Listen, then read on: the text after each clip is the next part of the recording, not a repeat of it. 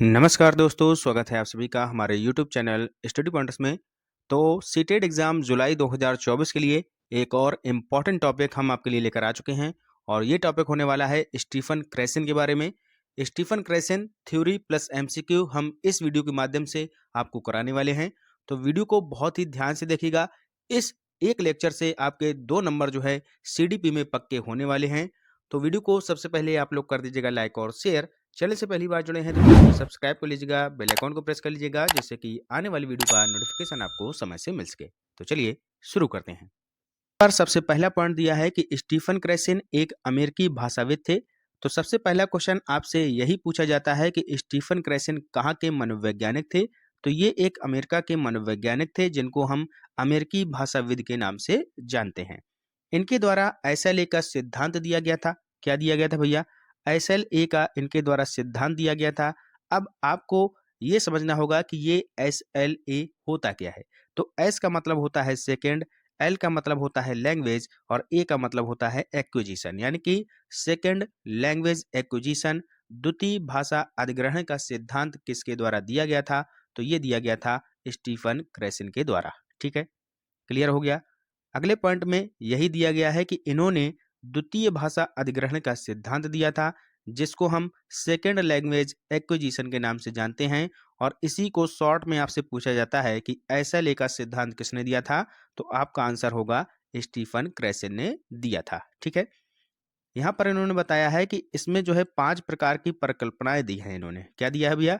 5 प्रकार की परिकल्पनाएं दी हैं कि बच्चा जो है कैसे कैसे भाषा को सीखता है, इसके बारे में इन्होंने बताया है। ऐसा ले का मतलब होता है सेकेंड लैंग्वेज एक्विजिशन। इसका मतलब ये है कि जब बच्चा जन्म लेता है तो जन्म के साथ साथ धीरे धीरे जब वो बड़ा होता है तो उसको जो आसपास का एनवायरनमेंट मिलता है, जिस प्रकार से उसके माता पिता हिंदी अगर बोलते हैं तो वो भी हिंदी बोलना धीरे धीरे शुरू कर देता है, या कोई दूसरी लैंग्वेज बोलते हैं तो वो बच्चा भी वही लैंग्वेज धीरे धीरे सीख जाता है, यानी कि उसको अर्जित कर लेता है। लेकिन यहाँ पर स्टीफन क्रेसिन ने बताया कि जब बच्चा धीरे धीरे बड़ा होता है तो वो द्वितीय भाषा को भी अर्जित करने लगता है, यानी कि इसी के ऊपर इन्होंने ये सिद्धांत दिया है कि द्वितीय भाषा अधिग्रहण का सिद्धांत। ठीक है, तो इस पर हम आगे चर्चा करेंगे। अब आगे चलते हैं अगले पॉइंट पर। इन्होंने बताया कि इन 5 स्थितियों में रहकर बच्चा दूसरी भाषा को भी अर्जित कर सकता है। तो 5 स्थितियां वो कौन कौन सी हैं, चलिए देख लेते हैं, जिसमें बच्चा की दूसरी भाषा को भी अर्जित कर सकता है।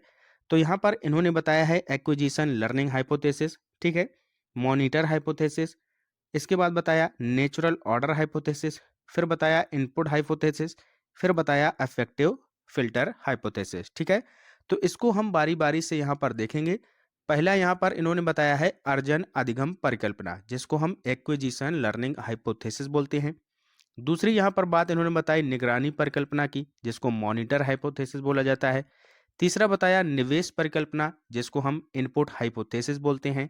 चौथा बताया प्रभावी फिल्टर परिकल्पना, जिसको हम इफेक्टिव फिल्टर हाइपोथेसिस बोलते हैं। इसी को हम जो है भावात्मक भी बोलते हैं। क्या बोलते हैं बच्चों?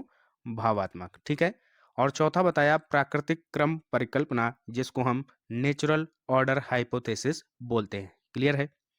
अब चलते हैं, बात करते हैं पहले पॉइंट की, अर्जन अधिगम जो है अर्जन अधिगम परिकल्पना की, एक्विजिशन लर्निंग हाइपोथेसिस की। ठीक है, तो यहाँ पर इन्होंने बताया स्टीफन क्रेसिन के अनुसार दूसरी भाषा सीखने वालों के लिए दूसरी भाषा के ज्ञान को विकसित करने के लिए 2 तरीके हैं, एक तो है अर्जन और दूसरा है अधिगम।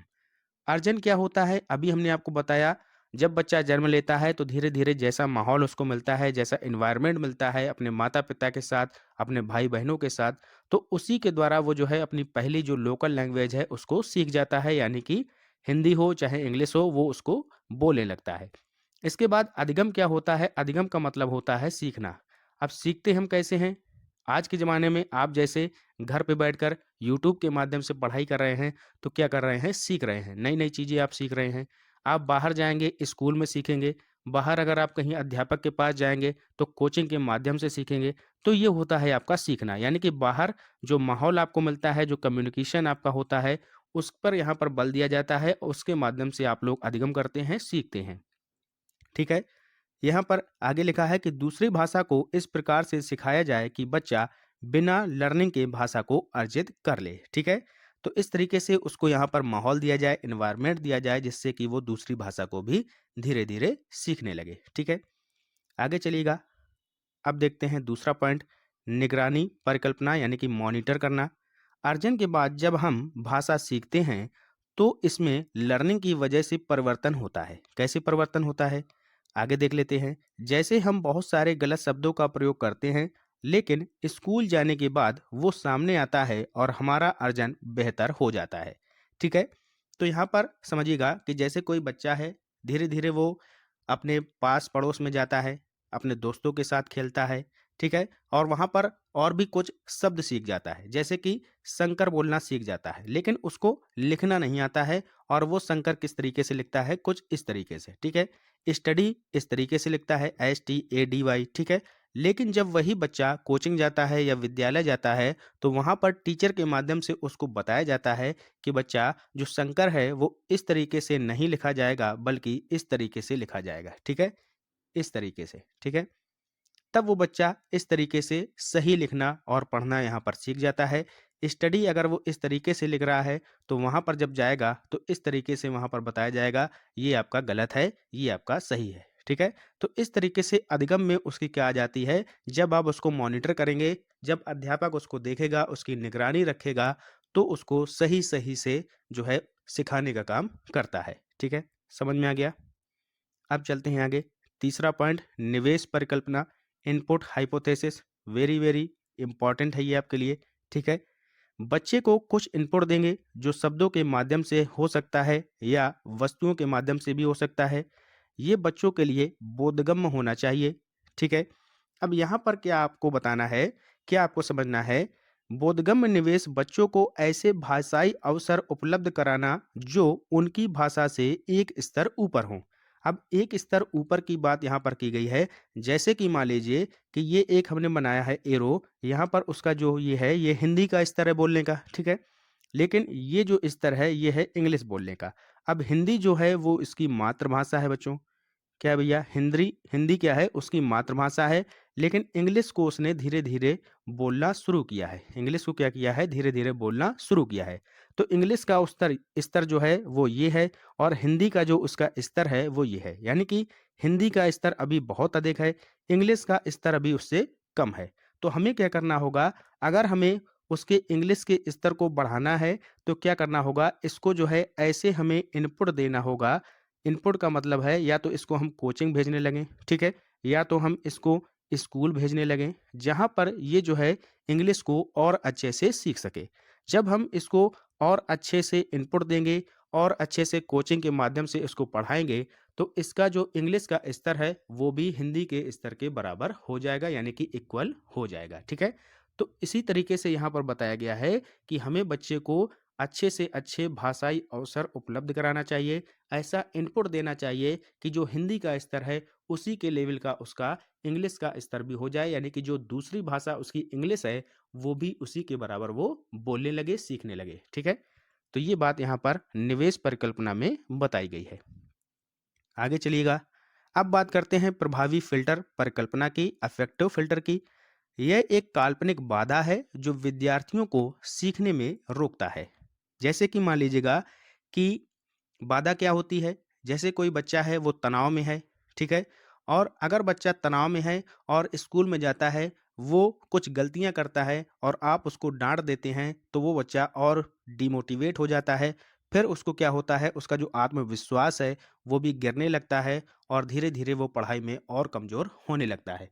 तो ऐसा हमें बिल्कुल नहीं करना है। अगर वो एक बार गलती कर रहा है, तो हमें उसको मोटिवेट करना होगा। जो उसका तनाव है, उसको समझना होगा, उसको हमें मोटिवेट करना होगा, उसका आत्मविश्वास हमें इंक्रीज़ करना होगा, तब जाकर वो अच्छे से चीज़ों को अर्जन करना शुरू कर देगा, ठीक है?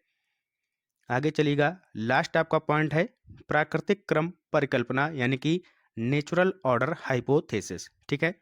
बच्चे अपनी पहली भाषा एक क्रम में सीखते हैं, इसलिए उनके ऊपर नियमों को थोपेंगे नहीं, बल्कि नेचुरल तरीके से सीखने देंगे। यानी कि बच्चे जो होते हैं वो एक क्रम से सीखते हैं।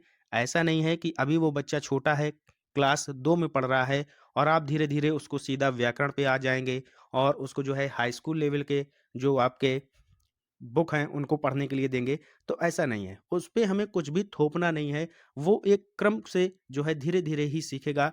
जैसे-जैसे हम उसको पढ़ाना शुरू करेंगे, उसके ऊपर एकदम से व्याकरण का बोझ हमें नहीं डालना है, उसको एनवायरनमेंट से सीखने देना है, ठीक है? अपने दोस्तों के साथ उसको बैठने देना है और धीरे-धीरे वो बच्चा क्या करेगा, नेचुरल तरीके से दूसरी भाषा को भी अच्छे से सीखता जाएगा। तो हमें क्या करना है, उस पर कोई भी चीज़ ज़रूरी नहीं है कि हम उस पर थोप कर ही उसको पढ़ाने का काम करें, ठीक है? तो थोपना बिल्कुल नहीं है, उसको प्राकृतिक तरीके से हमें सीखने देना है, क्लियर है?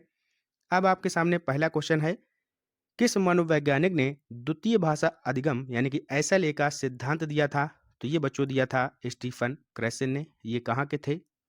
आपको पता होगा। दूसरा क्वेश्चन यही है कि स्टीफन क्रेसन कहाँ के मनोवैज्ञानिक थे? तो अमेरिका के एक भाषाविद थे। क्लियर है? अगला क्वेश्चन, स्टीफन क्रेसन ने एसएलए सीखने के कितने प्रकार की परिकल्पनाएं दी थीं? बताइएगा। तो यहाँ पर 5 प्रकार की परिकल्पनाएं दी थीं। अगला क्वेश्चन है, किस परिकल्पना में यह बताया गया था कि बोधगम्य में निवेश बच्चों के ऐसे भाषाई अवसर उपलब्ध करना जो उनकी भाषा से एक स्तर ऊपर हों? तो एक स्तर ऊपर की बात की गई थी निवेश परिकल्पना में। ऑप्शन नंबर दूसरा यहाँ पर हमारा राइट आंसर हो जाएगा। क्लियर है? तो ये था हमारा स्टीफन क्रेसन का एक इम्पॉर्टेंट पूरा सिद्धांत, जो कि ऐसा लेकर सिद्धांत के नाम से आपसे पूछा जाता है। तो वीडियो आपको कैसा लगा जरूर हमें कमेंट बॉक्स में बताइएगा। मिलते हैं नेक्स्ट लेक्चर के साथ, तब तक के लिए good bye, have a nice day, जय हिंद जय भारत।